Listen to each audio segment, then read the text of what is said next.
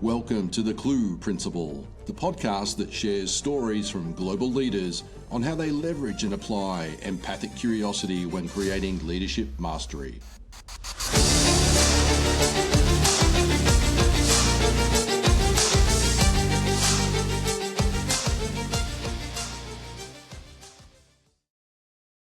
Well, welcome everybody to the C.L.U.E Principle, and another amazing session is on hand today for all of you to learn about the C.L.U.E Principle, obviously, and we have an amazing guest, Miss Melda Cebe. And Melda just has a great background, and I met her recently, and I thought she would be an amazing guest here on the C.L.U.E Principle, partly because of her extended experience. From a diversity perspective, I mean, Melda has literally managed 1,200 employees from 27 different nationalities. There's not many people on the planet that can actually claim that element of fame. But also, I wanted to mention Melda was the Forbes Power Businesswoman in 2020. She was also in the Forbes Top 50 Influential CEOs in 2019 and 2020. So some great experience and some rich experience for us to really tackle here on the C.L.U.E Principle. So welcome, Melda, to the C.L.U.E Principle. Thank you. Thanks, Paul, for the very nice introduction. I'm happy to be here. Fantastic. Do you want to, maybe before we kick things off on specifically, Melda, do you want to give any more color to your background for the audience? Sure.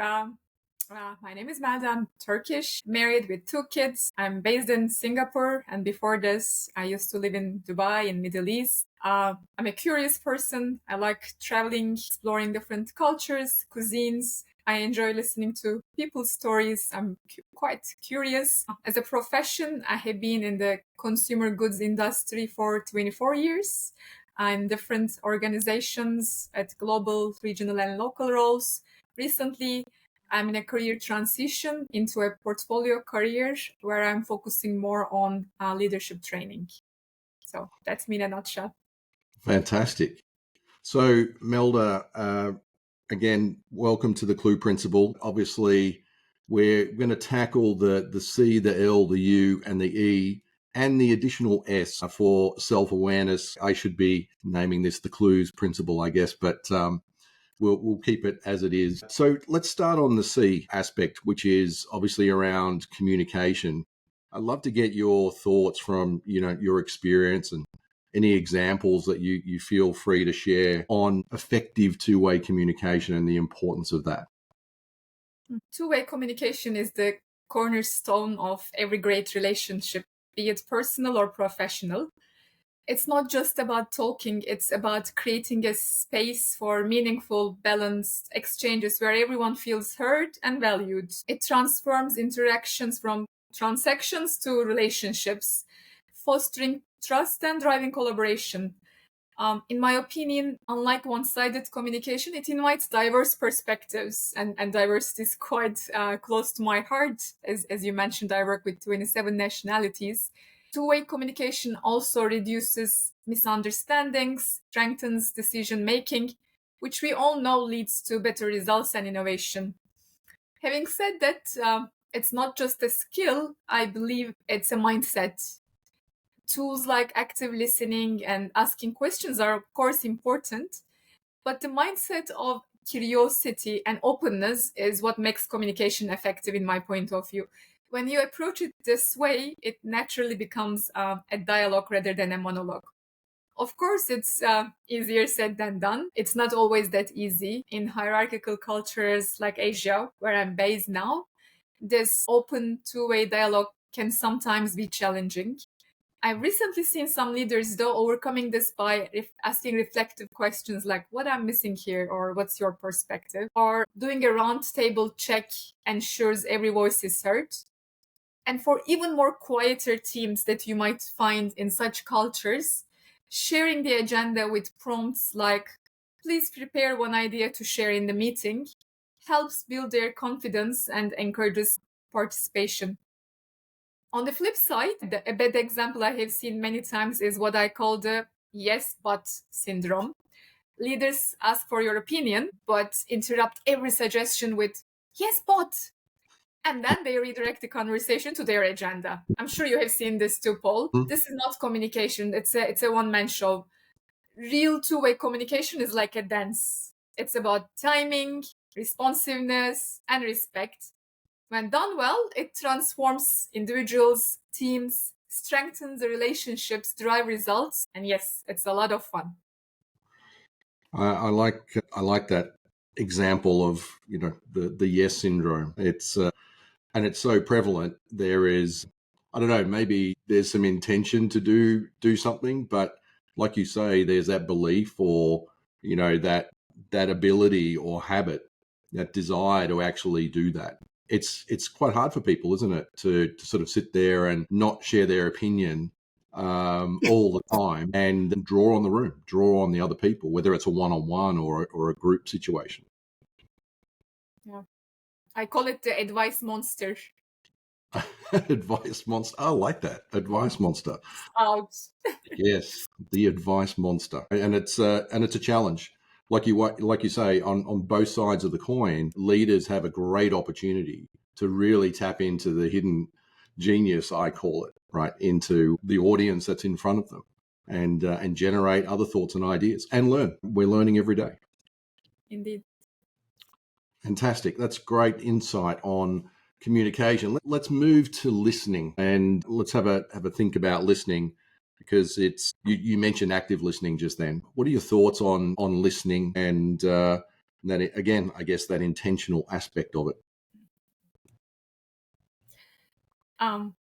I like analogies, so allow me to have another one. Listening is like Wi-Fi. When it's strong, the connection is seamless. When Mm, it's weak, nothing gets through. So most people listen to reply, not to understand. I'm not sure if you're familiar with Stephen Covey, the author of Seven mm, Habits. He nailed it when he said, most people do not listen with the intent to understand. They listen with the intent to reply. mm. Have you ever had a conversation where someone nods along like a bobblehead, but Yes. if you stop talking, they jump in with something completely unrelated? I once had a colleague say, I hear you, Melda, only to launch into advice that had nothing to do with what I said. That's definitely not listening. That's rehearsing your own lines while someone else is speaking. When we talked about two-way communication earlier, I said it was like a dance. Well, listening is like karaoke. If you don't pay attention to the lyrics, you completely miss the point of the song. Having said that, I believe true listening goes even beyond just hearing the lyrics, hearing the words. It's about understanding the emotions behind them. It means paying attention to the body language, tone of voice, even the pace of speech, the energy. Is someone speaking quickly because they're anxious, or pausing frequently because they're unsure? So these nonverbal cues are often telling more than the words themselves. And I use this in my coaching practice a lot. In a coaching session, one of my clients once shared how undervalued they felt at work. Instead of rushing into more questions or offering advice, I focused on her tone and body language. Her voice dropped when talking about feedback from her manager. So Mm. I asked, what do you think is driving that feeling? By creating that safe space for her to explore her emotions, she uncovered insights that led to real change at the end. But you need to be patient. Listening is not just a skill, it's a gift we give to the others, and it can transform individuals and relationships, but it definitely takes some patience.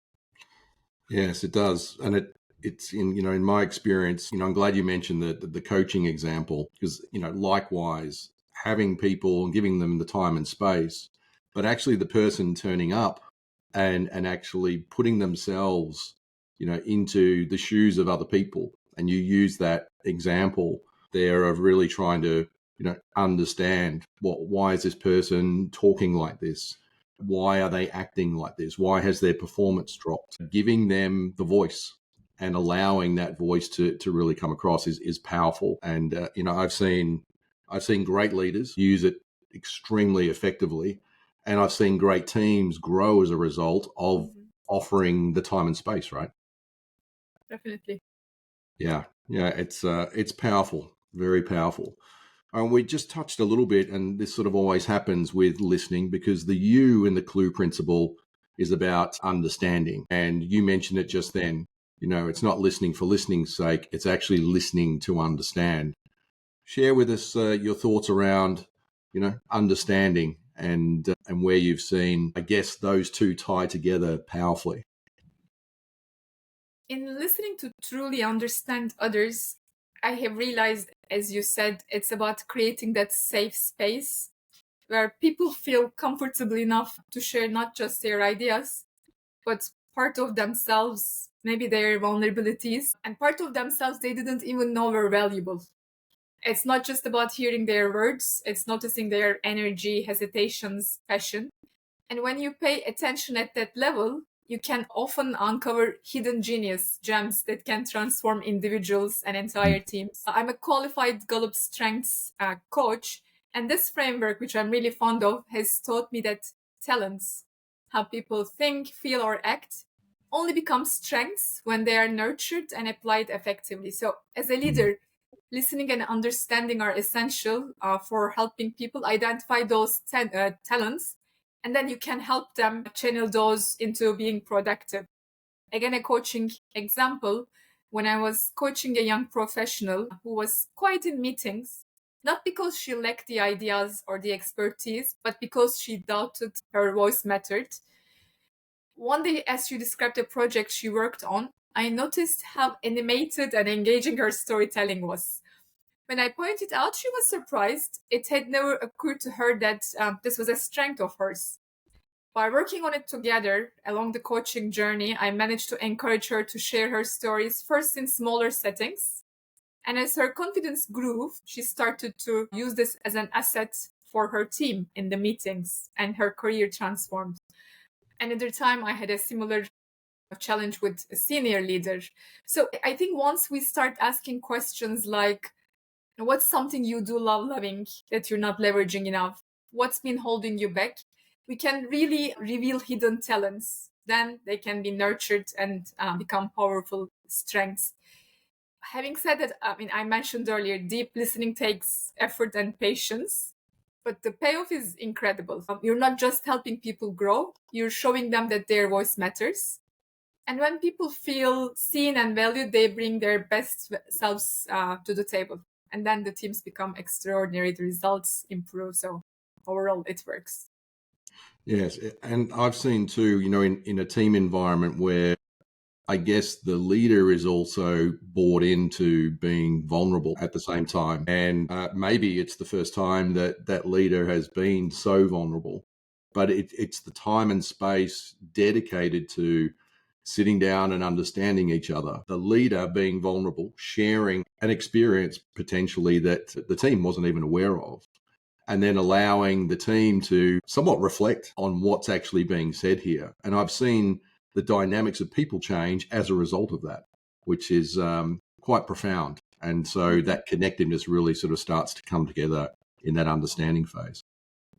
As humans, we mirror each other, right? So if you want someone to show their vulnerabilities and show the parts that they're hiding, you need to also show your vulnerabilities and be ready to share the same. Otherwise, you cannot build that trust-based environment, that psychological safety for them. It takes two to tango. Yes, exactly right. It does. It takes two to tango. All right. So we've covered the C, the L, the U. Let's talk about the E, which is empathy. And one of the areas I like to focus in on here is the empathic curiosity, which is a person's ability to put themselves in the shoes of other people. And I guess if we're communicating, two-way communicating, we're listening to understand, we're able to achieve that. Love to get your thoughts here, Melda, on empathy. I'm sure you've got a few here. For me, empathy is about presence. It's the ability to be fully there with someone, not to fix their problems or offer solutions, unleash your advice monster, but to truly see them and understand where they are coming from. Empathy isn't about saying, I know how you feel. I mean, we sometimes make that mistake. We think we're being empathetic when we say, I know how you feel. No, it's about saying, I actually don't know exactly how you feel, but I'm here to listen and understand. For leaders, empathy is a superpower, especially in this area with Gen Z. I think it's becoming even more and more important. Empathy builds trust, it fosters connection, and creates a culture where people are safe to be themselves, as we talked earlier. One of my most memorable acts of empathy I experienced was from a peer shortly after I had my second baby. I was juggling the exhaustion of sleepless nights, demanding work schedule, and that inevitable guilt of trying to balance everything, but not being able to balance anything. One day during a particularly tough week, she reached out, not with advice or any recommendation, but just with a simple question. How are you really holding up? I can't imagine how much you're in a difficult place. Wow. I mean, that moment hit me deeply. She didn't try to fix anything. She didn't downplay my struggles. Instead, she just created a space where I felt safe to be honest and talk about how overwhelmed I was. She followed up with, if there's anything I can take off your plate, let me know. I mean it. That small, genuine gesture stayed with me because it wasn't about grand solutions. It was just about being seen, understood, cared, supported. For me, that's the power of empathy. It reminds you that you're not alone. Right. Yeah, I think that's a really good perspective. I'm just thinking too, like with your experience in working with diverse teams, what are your thoughts there around how you've dealt with the understanding that you've got such a diverse range of cultures, over and above the individual attributes of people who could be introverted, could be extroverted. But I'd love your thoughts on how you've helped such a diverse culture also learn some of these skills. Fair enough. And maybe I can link it to your earlier question where you talked about empathic curiosity, which I think I didn't answer. So let me try to answer both together. If I start with the empathic curiosity, I think it's genuinely wanting to understand someone, not just their words, but their emotions, motivations, experiences, dreams. It's the kind of curiosity that shows that you're really there to listen and understand. And for me as a leader to be able to show that type of curiosity, I avoid those surface level questions like, how are you? I'd rather go into questions like, what's been challenging you lately? What's something you wish others understood about you? These type of questions open up meaningful, deeper conversations, or asking, what's been on your mind. And it has a ripple effect. When leaders model it, others also feel encouraged to ask thoughtful questions to each other. So it becomes a team dynamic. And it's not about solving everything, right? It's about showing you care. You want to know the other person's perspective, and it leads to meaningful connections. But to answer also your point about how to manage different cultures, how to navigate, I think it's important that as part of that empathy, you need to also have self-awareness. During my transition from Dubai to Singapore, I realized that my direct communication style didn't always resonate in this more reserved cultural context. I had to step back and ask myself, okay, am I creating an environment where others feel comfortable sharing? By observing, listening more, and asking thoughtful questions, I was able to build trust and invite more open conversations. It's also about recognizing my own biases, right? The self-awareness also is, again, stepping back and thinking about your own biases. For example, I once assumed a team member's lack of engagement, in my point of view, due to disinterest. Instead of jumping to conclusions, I asked, okay, what's been on your mind recently? They revealed that they were not clear about their role. Once we clarified the responsibilities, they reconnected with the work and became a key contributor. But without that self-awareness of your own biases, you might jump into a conclusion as a leader and take the wrong action. It's important, to be patient, to think, and then see if it is the reality, it's your own bias. Are you using the right lenses to assess the situation or not? Then you can navigate in those multicultural environments, because It's very different. So for me, this self-awareness is like holding up a mirror. It forces me to reflect on my actions and their impact on others. It's not easy. I'm not perfect. I try, but I believe it helps to align my intentions with my impact. And when you get it right, it's amazing. It feels great. Yes, it does. And I like the examples that you shared there, because the ability of as a leader being in touch with your own self-awareness, and I've been there before, but I've also seen this impact even at a hiring level. When people are hiring people without actually a clear understanding of the talent you actually have, potentially you're hiring the wrong person. Cultural fit, potentially. It depends on the situation, but I've seen biases really come into play. It could be somebody who's been introduced by someone you respect, and so that bias can actually be potentially you're hiring based on the fact that I respect this person, so I'm going to hire this person. But are they really truly the right cultural fit? So doing things right by others, by you having very much a clear approach to this and being self-aware of potential biases is a must, but a powerful step to take, right? Yeah.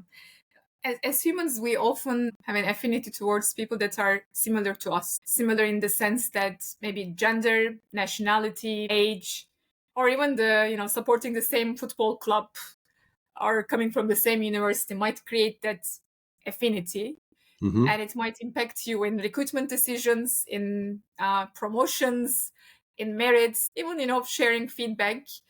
So it's very important. It's extremely important for a leader to be aware of their unconscious bias and to control it, to tame it for an inclusive culture.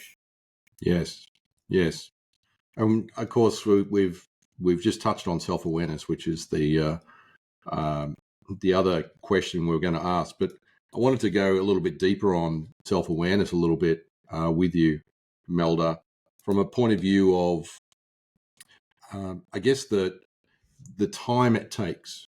I guess it doesn't, I'm not saying it necessarily takes a lot of time, but it does take an intentional mindset to say, I'm actually going to think about this and not act straight away because of work pressure. I see so much velocity in the business world, and it really doesn't matter what industry, but I think that there's an opportunity for so many more people to make time to reflect, to be self-aware on themselves, and then think about what impact is that having and what changes do I need to make. Any thoughts that you might have on that particular area? Easier said than done. Yes. I think it takes time. It takes a lot of practice as well. So I think by age, by experience, you get better, definitely.